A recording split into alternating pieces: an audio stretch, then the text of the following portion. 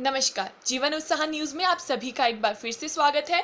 मैं निकिता शर्मा आप सभी के समक्ष एक बार फिर से हाजिर हूँ, लेकिन इस बार मैं हाजिर हुई हूँ एक कहानी के साथ। जी बिल्कुल, आज हम आपसे ना तो कोई कोविड की बात करेंगे, ना ही कोई पॉलिटिकल बात करेंगे।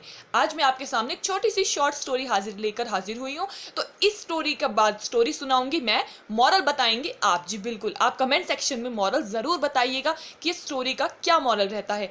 हो सकता है ये स्टोरी कई लोगों ने सुनी भी हो और शायद कई लोगों ने ना भी सुनी हो। जिन्होंने नहीं सुनी वो आज सुन लेंगे, और जिन्होंने सुनी है हम उम्मीद करते हैं कि वो इसका मॉरल जो है हमें जरूर बताएंगे। तो चलिए हम आपको बताते हैं। कहानी शुरुआत करते हैं एक दल से। जी बिल्कुल, यहाँ पर एक मेंढकों का दल होता है। वो एक लकड़ी पे से जा रहा होता है चलकर। तो वो जब वहां से जा रहा होता है तो उसी लकड़ी के नीचे एक गहरा खड्डा होता है। उस दल में से दो मेंढक उस गहरे खड्डे में गिर जाते हैं। बाकी ऊपर बैठे हुए बचे हुए जो दल के जो वहां पर मेंढक होते हैं वो उन्हें देख रहे होते हैं, साथ ही वो उस गहरे खड्डे की नपाई भी देख रहे होते हैं कि ये गहरा खड्डा कितना गहरा है।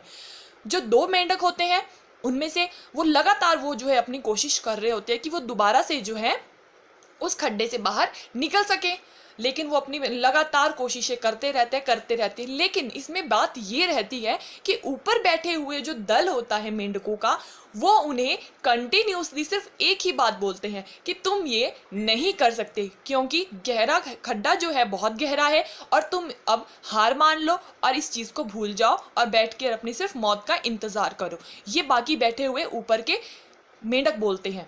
तो वो दोनों मेंढक बड़े ध्यान से उनकी बातें सुन भी रहे होते हैं। उनमें से एक मेंढक जो है लगातार उनकी बातों पर फोकस कर रहा होता है कि वो क्या कह रहे हैं। दूसरा मेंढक होता है वो ज़्यादा उनकी बातों पर ध्यान नहीं कर रहा होता है। जो एक मेंढक होता है जो लगातार उनकी बातें सुन रहा होता है, वो कुछ देर तक तो है वो प्रयास करता है कि किसी तरह वो उस खड्डे से बाहर निकल जाए, लेकिन ऐसा नहीं हो पाता क्योंकि उस पर जो है उनकी बातों का रिएक्शन शुरू हो चुका था।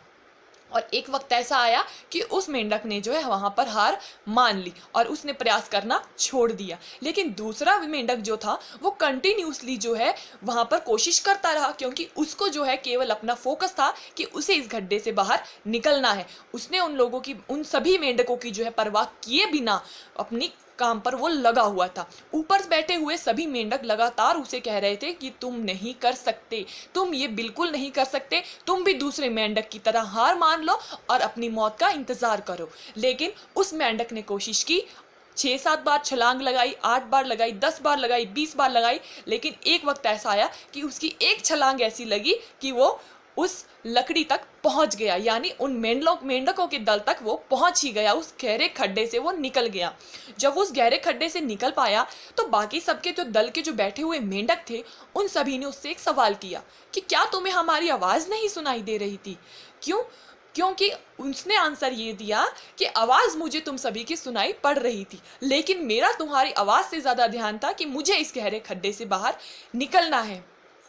तो इसका अब क्या यहाँ पर स्टोरी का क्या मॉरल रहता है, किस इस मॉरल से हमें क्या, इस पूरी स्टोरी से हमें क्या शिक्षा मिलती है कि क्या अब कई बार हमें बहुत कोशिश करते हैं, कई सिचुएशंस ऐसी होती है कि कई बार हम थक जाते हैं, हार जाते हैं, हार भी मान लेते हैं। कई लोग हैं हार मान लेते हैं, पूरी तरह से हार मान लेते हैं, लेकिन कई लोग में ऐसी हिम्मत होती है कि वो औरों की बातों पे फोकस ना करते हुए केवल अपने गोल पर फोकस करते हैं, तो कहीं ना कहीं वो इस गोल को हासिल कर भी लेते हैं। लेकिन आप सभी का इस स्टोरी से क्या मानना है तो आप वो ज़रूर बताइएगा। साथ ही जाने से पहले मैं आप सभी को एक बात और कहनी चाहूँगी। कोविड-19 के चलते कई लोग निराश भी हुए हैं, कई लोगों ने यहाँ पर गलत कदम उठाने की यहाँ पर कोशिश भी की, कई लोगों ने गलत राह अपनाई है। तो मैं उन सभी से यहाँ पर एक छोटी सी बात कहना चाहूँगी। वो छोटी सी बात है, साख है तो फूल भी आएंगे, पत्ते भी आएंगे, दिन अगर बुरे हैं तो दिन अच्छे भी आएंगे। तो मैं निकिता शर्मा फिलहाल आप सभी से इजाज़त चाहूँगी। आप सभी ज़रूर बताइएगा कि आपको इस स्टोरी कैसी लगी, साथ ही इस स्टोरी का मॉरल क्या रहेगा वो आप लोग ही बताएंगे। तो मेरे को आप सभी की स्टोरी का जो मॉरल रहने वाला है उस सभी का, आप सभी के जवाबों का यहाँ पर इंतज़ार रहेगा, और जिसका जवाब हमें सबसे बेहतरीन लगेगा उसका नाम जो हम अपनी नाइट बुलेटिन में ज़रूर लेंगे। आप सभी का बहुत बहुत धन्यवाद। 20 बार लगाई, लेकिन एक वक्त ऐसा आया कि उसकी एक छलांग ऐसी लगी कि वो उस लकड़ी तक पहुंच गया, यानी उन मेंढकों के दल तक वो पहुंच ही गया, उस गहरे खड्डे से वो निकल गया। जब वो उस गहरे खड्डे से निकल पाया तो बाकी सबके जो दल के जो बैठे हुए मेंढक थे उन सभी ने उससे एक सवाल किया कि क्या तुम्हें हमारी आवाज़ नहीं सुनाई दे रही थी? क्यों? क्योंकि उसने आंसर ये दिया कि आवाज़ मुझे तुम सभी की सुनाई पड़ रही थी, लेकिन मेरा तुम्हारी आवाज़ से ज़्यादा ध्यान था कि मुझे इस गहरे खड्डे से बाहर निकलना है। तो इसका अब क्या यहाँ पर स्टोरी का क्या मॉरल रहता है, किस इस मॉरल से हमें क्या, इस पूरी स्टोरी से हमें क्या शिक्षा मिलती है कि क्या अब कई बार हमें बहुत कोशिश करते हैं, कई सिचुएशंस ऐसी होती है कि कई बार हम थक जाते हैं, हार जाते हैं, हार भी मान लेते हैं। कई लोग हैं हार मान लेते हैं, पूरी तरह से हार मान लेते हैं, लेकिन कई लोग में ऐसी हिम्मत होती है कि वो औरों की बातों पे फोकस ना करते हुए केवल अपने गोल पर फोकस करते हैं, तो कहीं ना कहीं वो इस गोल को हासिल कर भी लेते हैं। लेकिन आप सभी का इस स्टोरी से क्या मानना है तो आप वो ज़रूर बताइएगा। साथ ही जाने से पहले मैं आप सभी को एक बात और कहनी चाहूँगी। कोविड-19 के चलते कई लोग निराश भी हुए हैं, कई लोगों ने यहाँ पर गलत कदम उठाने की यहाँ पर कोशिश भी की, कई लोगों ने गलत राह अपनाई है। तो मैं उन सभी से यहाँ पर एक छोटी सी बात कहना चाहूँगी। वो छोटी सी बात है, साख है तो फूल भी आएंगे, पत्ते भी आएंगे, दिन अगर बुरे हैं तो दिन अच्छे भी आएंगे। तो मैं निकिता शर्मा फिलहाल आप सभी से इजाज़त चाहूँगी। आप सभी ज़रूर बताइएगा कि आपको इस स्टोरी कैसी लगी, साथ ही इस स्टोरी का मॉरल क्या रहेगा वो आप लोग ही बताएंगे।